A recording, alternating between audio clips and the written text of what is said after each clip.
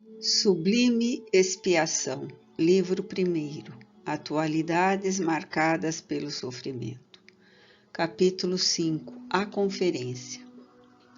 À medida que Lúthien absorvia as energias refazedoras que se desprendiam da carta, impregnada de ternura que lhe enviara o amigo, renovava-se os conceitos edificantes ali exarados.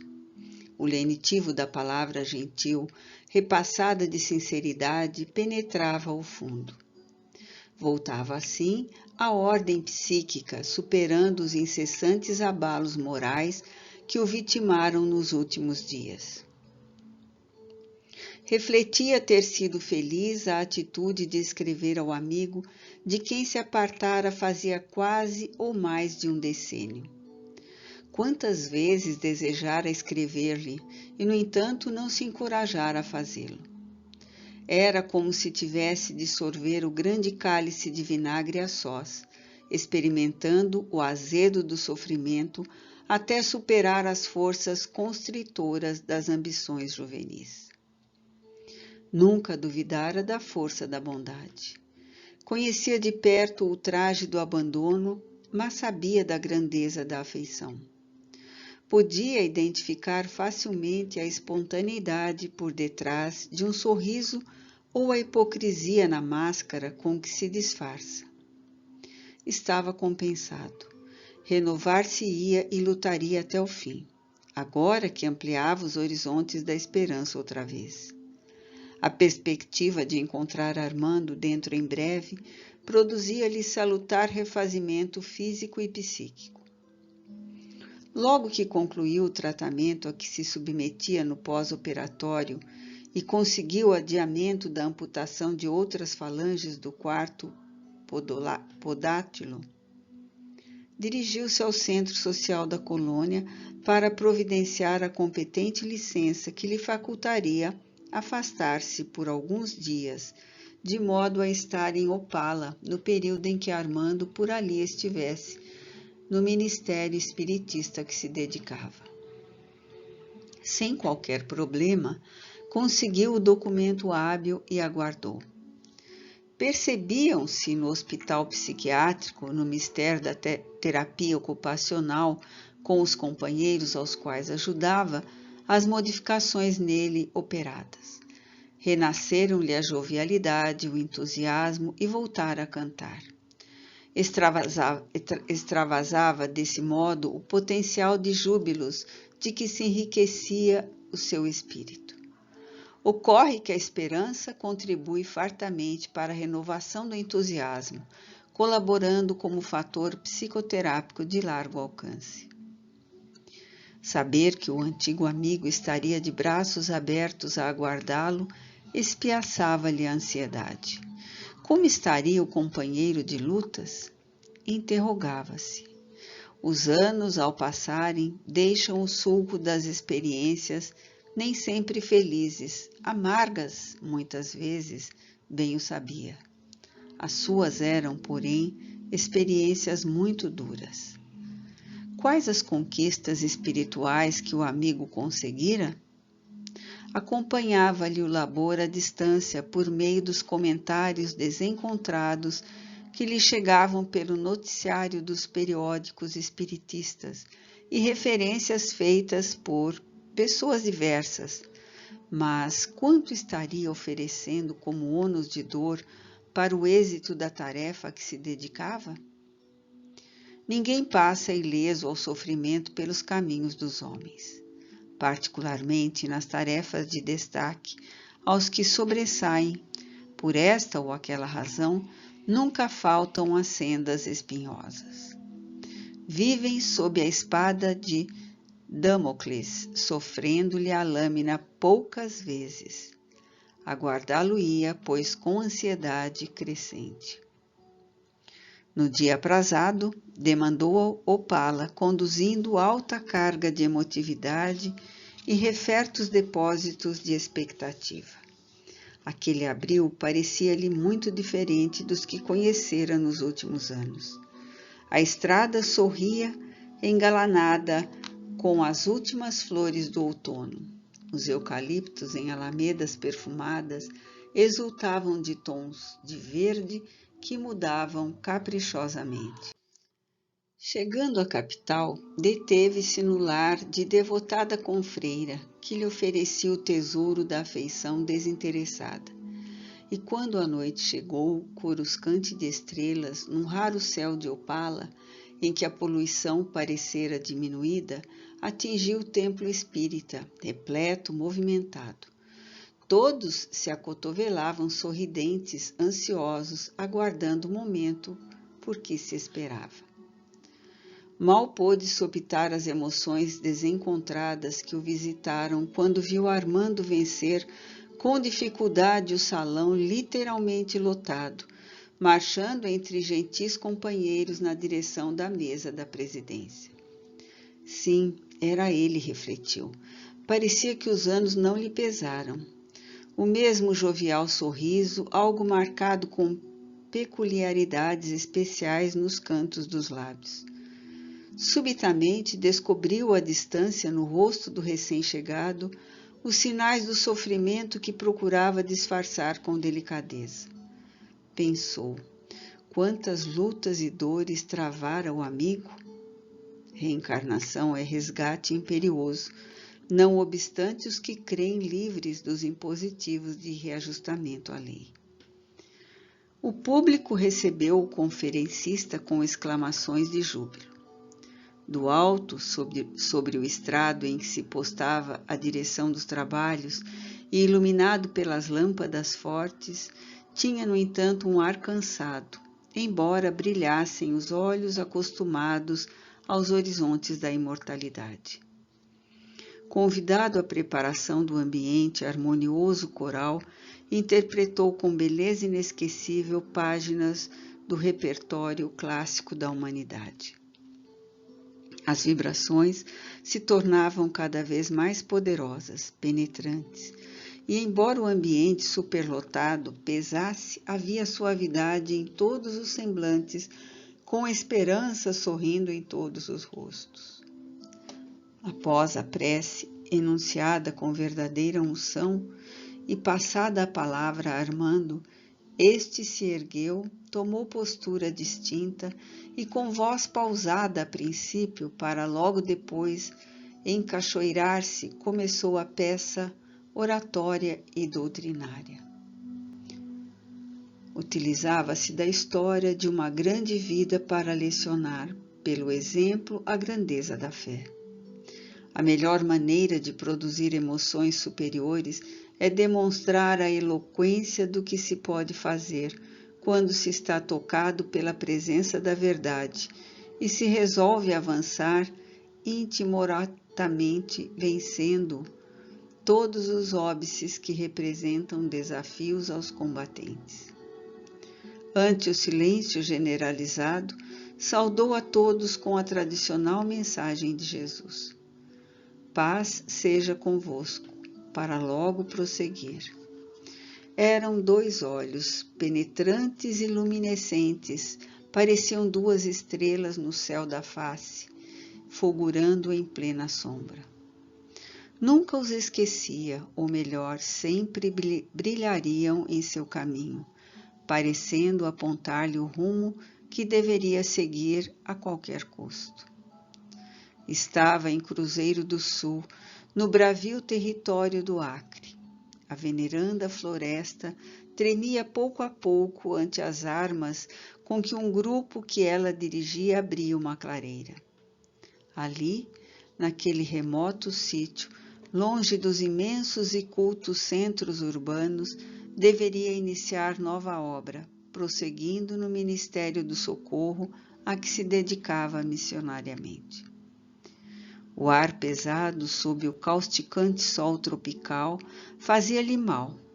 Para ela, no entanto, todo sofrimento nada representava quando tinha em vista socorrer os filhos adotivos do coração.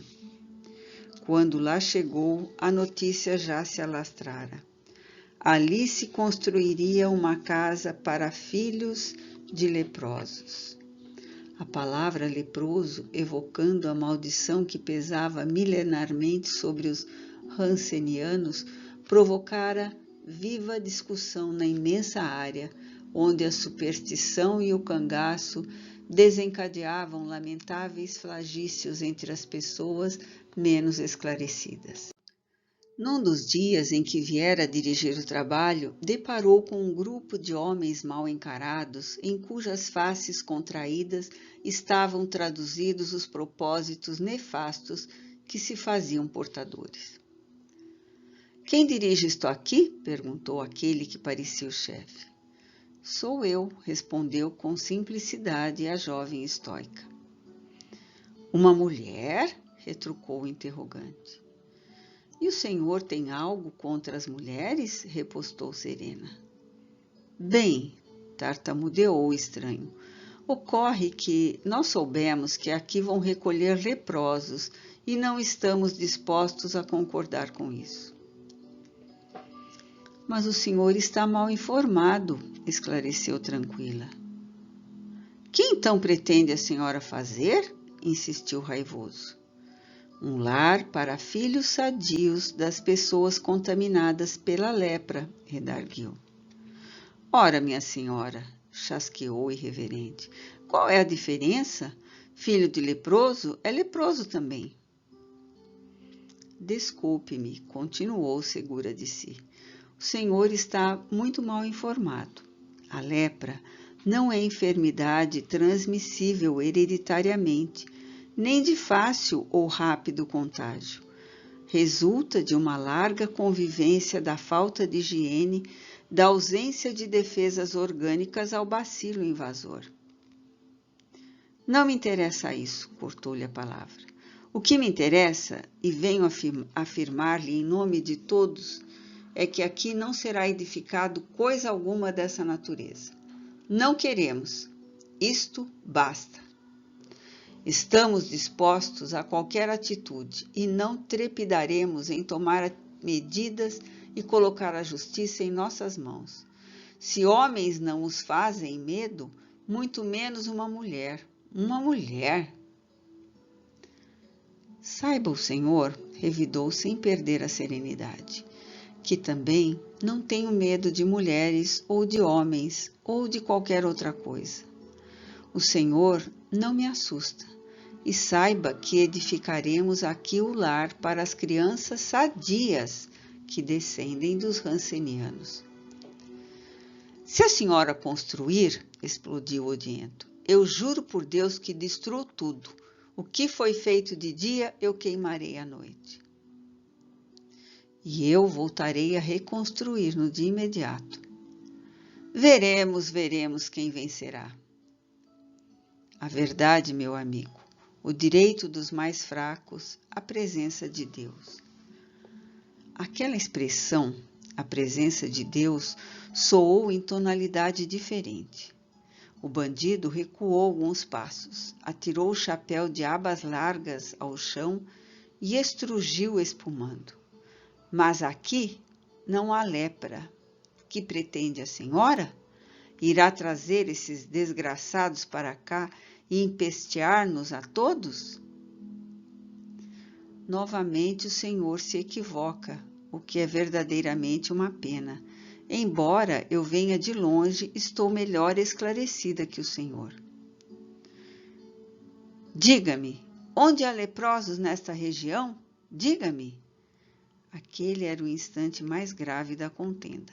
O sol dardejante fê-la recuar a um passado não longínquo e então reviu psiquicamente os dois olhos fulgurantes, doridos, penetrando-a. Experimentou singular presença espiritual e falou: "Venha comigo, traga algumas canoas e em pouco tempo lhe mostrarei algumas dezenas de casebres de miseráveis choças de leprosos espalhadas pelas ribanceiras, onde pululam crianças sadias, ainda não contaminadas, que poderemos salvar com o auxílio de Deus."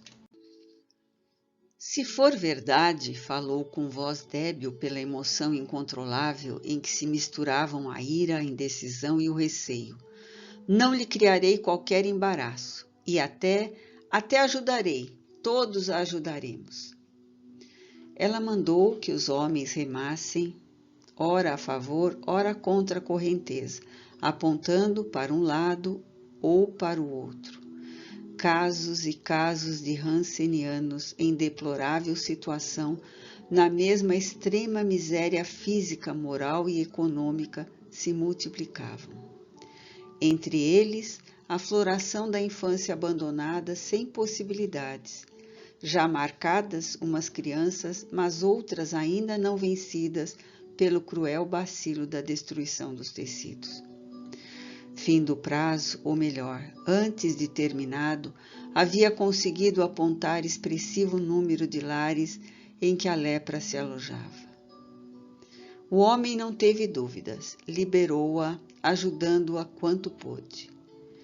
Deus meu, confessou depois emocionada, como pude identificar as casas dos doentes que nunca antes estivera aqui? E muito comovida aduziu. Tenho certeza, foi Rosa, foram os olhos de Rosa Fernandes que me conduziram com segurança e acerto, tenho certeza. Rosa, os olhos de Rosa. O expositor fez uma pausa expressiva. O auditório, ansioso, esperava a continuação da narrativa. Lucien, olhos brilhantes, emocionado, recordando as próprias aflições, respiração descompassada, fitou o amigo aguardando. Que tema aquele, pensou. Então, era muito jovem, embora nascida na cidade de São Manuel, no próspero estado de São Paulo, ao ficar órfã de mãe, foi morar com uma tia no interior do Rio Grande do Sul, onde auriu as consolações do Evangelho conforme a interpretação metodista. Ali, habituada ao exame dos textos bíblicos e dos estudos evangélicos, se lhe desenvolveram os sentimentos de fraternidade e caridade, enflorescendo-lhes as disposições de servir. Normalmente, aquele tempo, passavam pelas herdades, vencidos pela miséria e perseguidos pela ignorância mascarada de impiedade, os magotes, as farandolas de padecentes da hanseníase, em desesperador estado de abandono, suplicando esmolas, caridade. Eram inesquecível noite de primavera. Contava então 13 anos. Acompanhou a tia que levava agasalhos, alimentos e guloseimas para um grupo que deveria passar pela porteira da fazenda, na estrada ao longe. Fazia luar e a terra abençoada trescalava aroma campesino. Deteve-se na cancela da entrada enquanto a tia colocou a regular distância a espórtula da comiseração para os sofredores. Foi quando os viu pela primeira vez. Marchavam trôpegos, apoiando-se uns aos outros, claudicantes, embuçados, sombrios. Alguns cavalgavam, outros se apoiavam a bordões toscos. Havia crianças que choramingavam e vozes que clamavam lamentações e pragas. Desejou retirar-se rapidamente para longe dali, mas algo a deteve.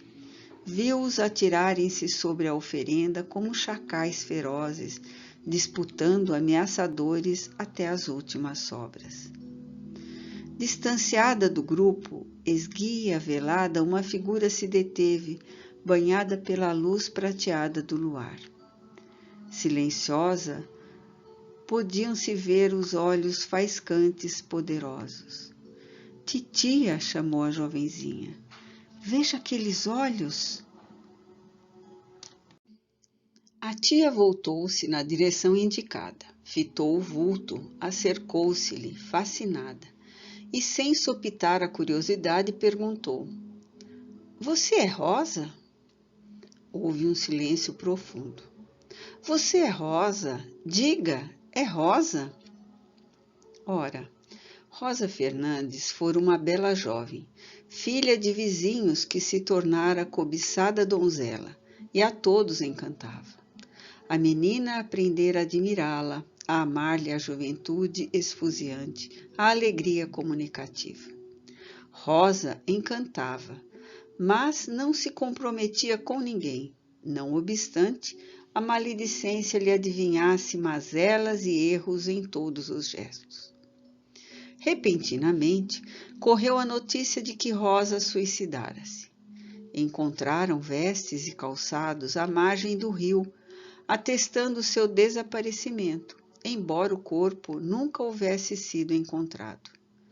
Não faltou mesmo quem a alvitrasse. Afogou a própria vergonha nas águas lodosas. Este é o fim de quem procede mal. E não mais se soube notícia da jovem e ditosa. Sim, respondeu soluçando, sou Rosa. Você não tentou suicídio? Não, seria covardia e eu desejava viver. Quando vi que minhas carnes arroxeavam, abrindo-se em rosas pútridras e insensíveis que se generalizavam, procurei esconder o fato o quanto pude. Depois, descobri aterrada que estava leprosa e desejei morrer. Isto não é pior do que a morte? Mas acalentei a esperança de que talvez algum remédio, algum dia, eu era ainda sou tão jovem. Os soluços abafaram-lhe a voz. A senhora tentou dizer-lhe algo sem o conseguir, porém. A moçola cercou-se e fitou Rosa. Deixe-me ver seu rosto, pediu.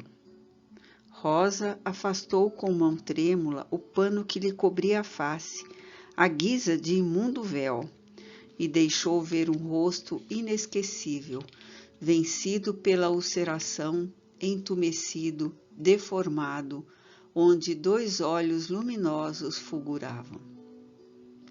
Eunice, exclamou a sombra atormentada, eis o que sou agora, uma grande desgraçada.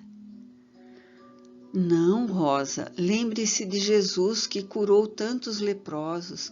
Pense nele, pense. Adeus, respondeu. E seus olhos banhados de pranto e de luar pareciam maiores, mais brilhantes e mais tristes. Depois disso, se afastou, misturando-se às outras sombras atormentadas que desapareceram pela estrada. Nunca mais em toda a vida esqueceria Rosa, os olhos vivos de Rosa. Nas longínquas paragens de Cruzeiro do Sul, entre os rios Juruá e Moa, afluentes do Amazonas, a jovem senhora Eunice Weaver recordava. Muitos ouvintes, na comovida plateia, deixavam correr as lágrimas. Armando contemplou o auditório e, naquele instante, como se estivesse sendo conduzido, encontrou os olhos brilhantes de Lucy. Jubiloso, Armando tomou novo alento e prosseguiu. Eunice Gabi, como era chamada em solteira, após estudar em diversos educandários, inclusive no Colégio Piracicabano, diplomou-se na Escola Americana de Buenos Aires e na Escola de Serviço Social na Carolina do Norte, Estados Unidos da América.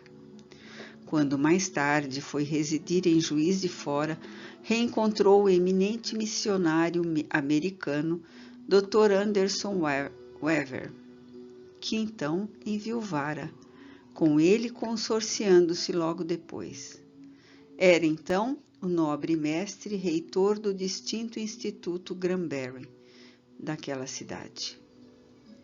Foi mais do que um simples matrimônio, antes um reencontro de espíritos mutuamente dedicados que se reuniam para um sublime ministério de amor e solidariedade humana.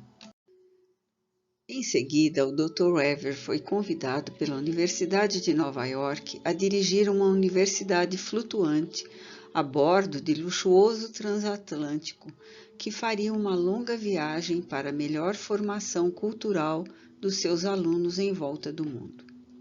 Aceitando o honroso convite, partiu do Rio de Janeiro acompanhado pela esposa em inesquecível cruzeiro de cultura e amor. Por onde andaram, ela procurou conhecer de perto o problema da lepra, o que em relação a ele já se havia feito e o quanto restava por fazer. Estagiou em numerosos leprosários nas ilhas Sanduíche no Pacífico, inclusive em Molokai, no Egito, na China, no Japão, na Índia. Em todo lugar recolhia material de experiência para o Ministério Redentor, a que iria entregar-se totalmente. De retorno ao Brasil, desenvolveu o programa que iniciara em Juiz de Fora, desde quando fundou naquela cidade a Sociedade de Assistência aos Lázaros e Defesa contra a Lepra. Utilizando-se de conhecimentos técnicos especializados, assistente social que era e jornalista diplomada nos Estados Unidos, entregou-se ao trabalho com abnegação, criando, no Rio de Janeiro, uma nova sociedade que se irradiaria posteriormente por todo o país, com o fim de ajudar rancenianos e seus descendentes no mundo inteiro. Sucede que Dona Eunice Warner se reencarnara com o objetivo sublime de ajudar os padecentes do mal de Hansen, recuperando o próprio passado e contribuindo eficazmente na construção do futuro. Esteve presente em memoráveis labores assistenciais, criando ou ajudando obras meritórias surgidas no Brasil como verdadeira sacerdotisa da fraternidade. Exerceu funções relevantes e recebeu as mais expressivas homenagens terrenas com que uma mulher foi brindada no continente sul-americano. Entregou-se, porém, em regime de dedicação integral à obra dos preventórios para os descendentes sadios dos portadores da lepra. Convocando a sensibilidade feminina, levou a esperança a inúmeros lares e ofereceu proteção da saúde a uma dezena de milhares de crianças que, se não fossem socorridas a tempo, possivelmente estariam sofrendo as purulências do terrível mal. Sofreu incompreensões e experimentou amarguras sem nomes. Foi amada e vilipendiada. Cercaram-se-na de carinho amigos devotados, mas experimentou igualmente a inveja e a perseguição gratuita, até mesmo de beneficiários da sua abnegação. Nunca, porém, desanimou, nem receou e jamais facilitou aos maus a oportunidade de produzirem outros males. Corajosa e arrebatada, possuía fibra superior de caráter, lutando tenazmente na defesa dos seus filhos, enfrentando dificuldades compreensíveis e situações complexas. A calúnia perseguiu-a quanto pôde, a deslealdade de muitos a traiçoou, a maledicência feriu-lhe constantemente os nobres sentimentos. Mas ela sempre soube resistir às investidas da maldade humana, vencendo as tentações do cansaço, da enfermidade e do desânimo. Quando as dificuldades lhe pareciam sobre-humanas, refugiava-se na oração e nela se renovava. Vezes outras, aprofundava-se na palavra de vida do Evangelho e retornava lenida, confiante. Nunca lhe faltaram os auxílios da misericórdia do Senhor. Em hora alguma lhe foi escasso o socorro do céu. O Senhor sempre está poderoso ao lado daqueles que nele confiam e esperam. A narração atingia o clímax. Cada ouvinte era naturalmente impelido a comparar-se à servidora do bem e a pensar em como poderia ficar de pé e soerguer o próximo, a fim de ser feliz na conjuntura evolutiva em que todos avançavam pela existência indestrutível. Utilizando-se das vibrações harmônicas ambientes, espíritos generosos e benfeitores aplicavam passes vitalizadores e salutares em inúmeras pessoas que compunham o público embevecido. Recorrendo à sintonia natural que surgia espontânea, contribuíam desse modo para que viciações mentais se abrandassem e velhos liames obsessivos se afrouxassem, ficando os resultados finais na dependência dos próprios pacientes então beneficiados. O valor de uma exposição edificante é inestimável e não pode ser medido, ainda por quanto se demoram na estrutura física. O mesmo ocorre com as construções mentais infelizes, destrutivas. Pensamento é força viva, em cada qual dirige de acordo com as suas aptidões e desejos. Ligeiramente pálido, Armando prosseguiu numa entonação de voz que, bem modulada e conduzida, produzia múltiplos estados emocionais nos ouvintes, conforme as variações do tema e o seu conteúdo valioso. Nesse período em que, apesar das dificuldades naturais, eram tão felicidade e contínuas alegrias, a batalhadora foi colhida pela inesperada desencarnação do esposo, rompendo-se o elo de luz que lhe sustentava o equilíbrio no labor da consolação e da misericórdia. Na ausência humana do sempre solícito esposo, o desencanto que nasce na soledade do coração foi-lhe tomando as forças e ela se deixou intoxicar pelo cansaço, descoroçoando o ânimo.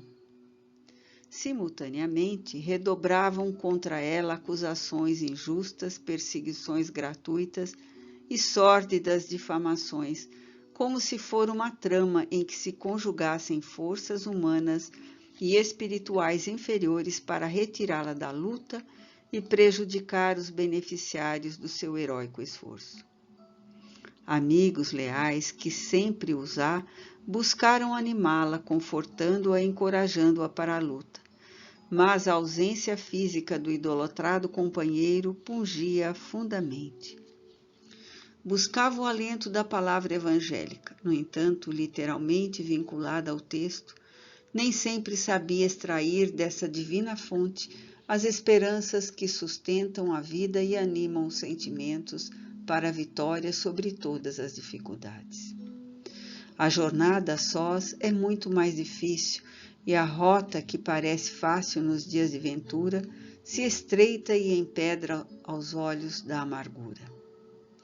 Assim, embora continuasse a tarefa, ansiava pela ruptura dos liames carnais, no desejo íntimo de reencontrar o amor nas plagas da espiritualidade. Com os olhos pejados de lágrimas, a visão de alheia dor mais que aumentava a própria.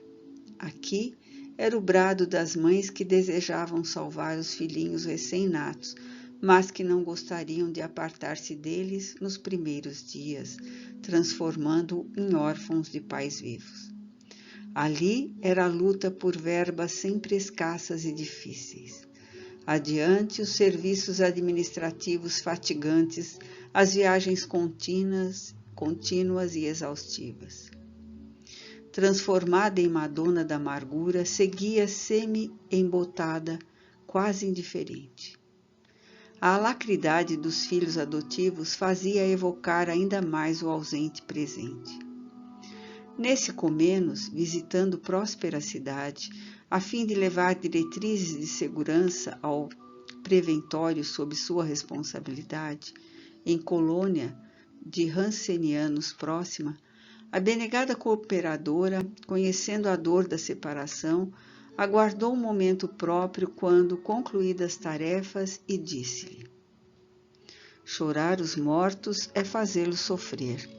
A morte, minha cara, não existe, pelo menos conforme a conceituam os materialistas e mesmo múltiplos matizes de religiosos. Morrer é renascer, volver o espírito à sua verdadeira pátria, que é a espiritual.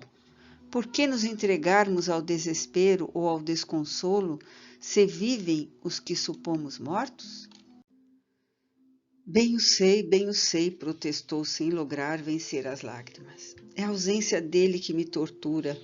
Não é a dúvida quanto à sua sobrevivência. Sinto a falta da sua presença ao meu lado. Eis o seu equívoco, obtemperou a amiga. A ausência que lhe faz falta é a do corpo, pois o espírito que ama não se aparta jamais dos que ficaram na retaguarda, quanto lhe permitem as possibilidades novas, e logo podem e tentam a comunicação. Não me diga que acredita em comunicações de espíritos, reptou surpresa. Não apenas acredito, explicou Gentil, como sou também médium, possuindo larga experiência pessoal sobre o assunto. Os desencarnados não podem voltar, arrematou tomando-lhe a palavra, pois invocá-los é proibido pela Bíblia. Sem perturbar-se, a interlocutora, honestamente interessada em projetar luz, esclareceu. Se você me permite, explicar-te-ei. Conheço a questão em profundidade, pois sou espiritista militante. O espiritismo, porém, é condenado, retorquiu. Por quem? Por Deus. Você está muito enganada. Ouça-me, por favor. Deus é a suprema misericórdia, o excelso amor, e nada ou a ninguém condena. Os homens, ao lhe atribuírem natureza humana, transferiram-lhe as próprias paixões, imaginando-o sujeito às limitações somente próprias de nossa condição. O Espiritismo é a revelação espontânea dos espíritos desencarnados, cujos ensinamentos Allan Kardec codificou por determinação dos guias superiores da Terra.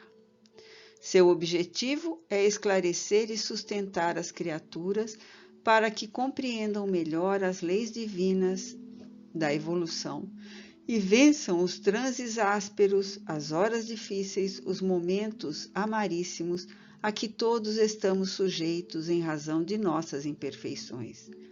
É o cristianismo renascido que realiza a promessa de Jesus de que voltaria ao convívio dos homens sofredores.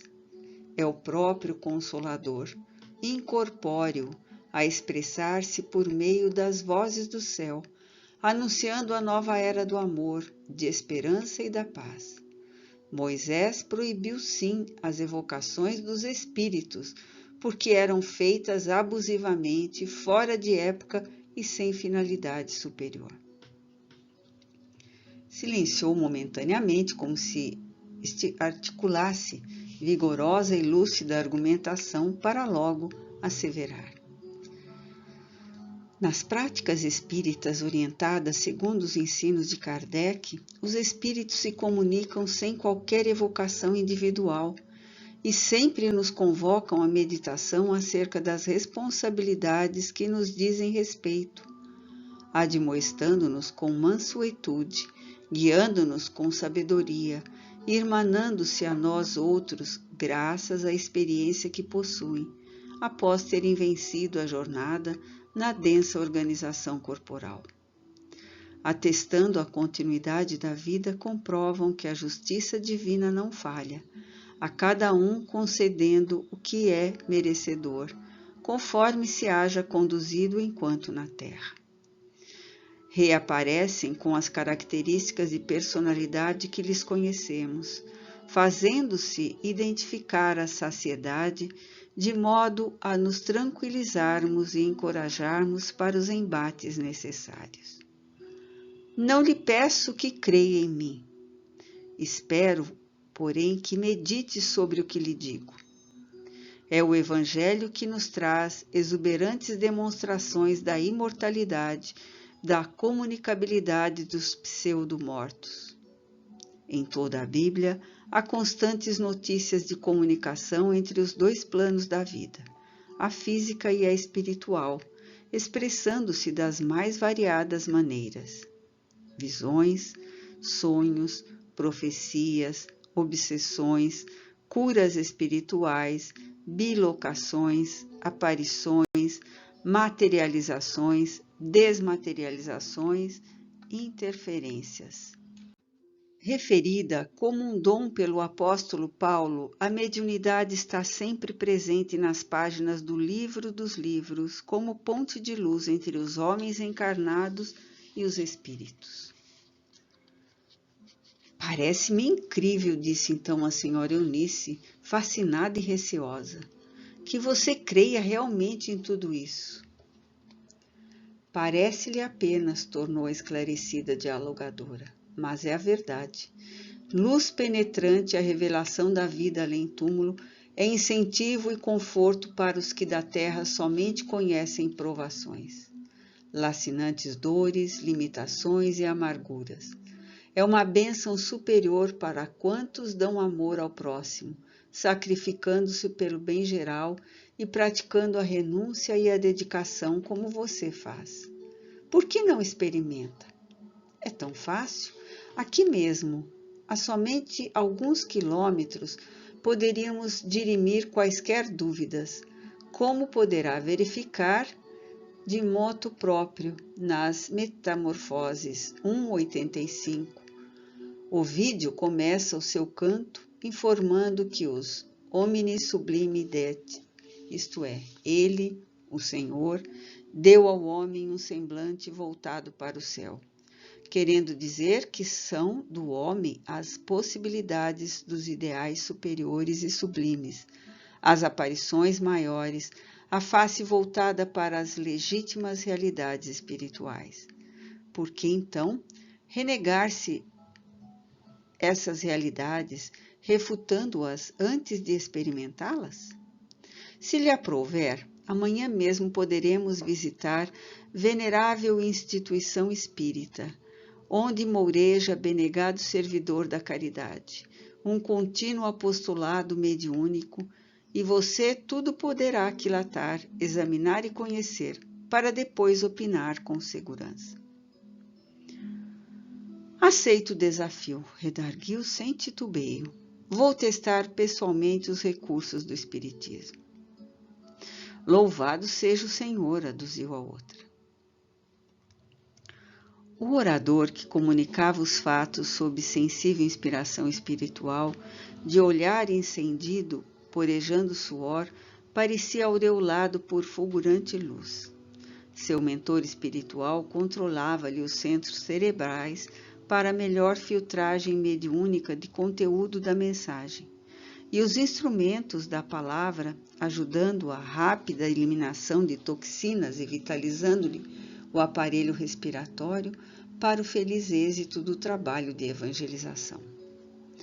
O auditório, sinceramente interessado e impressionado, acompanhava atentamente o expositor, que se conduzia sob segura e bem dirigida inspiração. Lucien lembrava-se da missionária objeto da conferência. Vira-a reiteradas vezes na colônia em que se hospedava. Sua figura, portadora de beleza particular, impressionava pela altivez sem presunção, pela decisão sem arrogância e pela simplicidade repassada de nobreza. Admirava-a de longe, pois ela sempre estava cercada de auxiliares, e nas breves horas em que visitava o hospital, não dispunha do tempo senão para os seus mistérios. Ignorava, porém, quase todos os fatos ora trazidos ao seu conhecimento. Não pôde continuar as reflexões, pois a voz de Armando voltou-lhe aos ouvidos, chamando-o à conferência, então mais empolgante. No dia imediato, conforme concertaram as duas senhoras, demandaram o centro de atividades espiritistas, acompanhadas pelo esposo da anfitriã e outro devotado amigo, foram vítimas de um imprevisto com uma das rodas do automóvel, o que produziu atraso na viagem por mais de 2 horas. Desapontados, chegaram ao seu destino quando as atividades já iam avançadas. A movimentação no local era expressiva. Oradores diversos, cada um por sua vez, expunham o tema sorteado para as explanações da noite, enquanto alguns médiuns laboravam psicograficamente na ampla mesa em que se atulhavam livros, papéis, lápis. Tudo muito simples, desataviado, como fora a casa do caminho, onde Simão Pedro e os primeiros apóstolos cultuavam a memória do Senhor. As horas passavam modorrentas, não obstante algumas considerações mais felizes de alguns dos comentaristas em serviços. Passados alguns minutos da meia-noite, os trabalhos chegaram ao fim. Antes, porém, que as pessoas se dispersassem, um dos medianeiros se ergueu e, com voz pausada, em que se podia sentir o cansaço e a bondade, anunciou ter, dentre as mensagens da noite, uma que se lhe afigurava de grande significação. Tratava-se de um esposo devotado que retornava para falar à querida companheira ali presente. A visitante levou a mão ao peito e sentiu que se tratava do seu amado. Mal pôde aguardar o esclarecimento que veio logo. A mensagem é dirigida, continuou o psicógrafo, à senhora Eunice e vem com assinatura de Wever. Sugere-me o mentor espiritual que a leia em voz alta, se a destinatária não se opuser, considerando-se os ensinamentos de que se reveste o comunicado. Olhou em derredor. Ela se ergueu, levantou o braço e afirmou emocionada: por favor, pode lê-la, desde que se trata de ordem superior.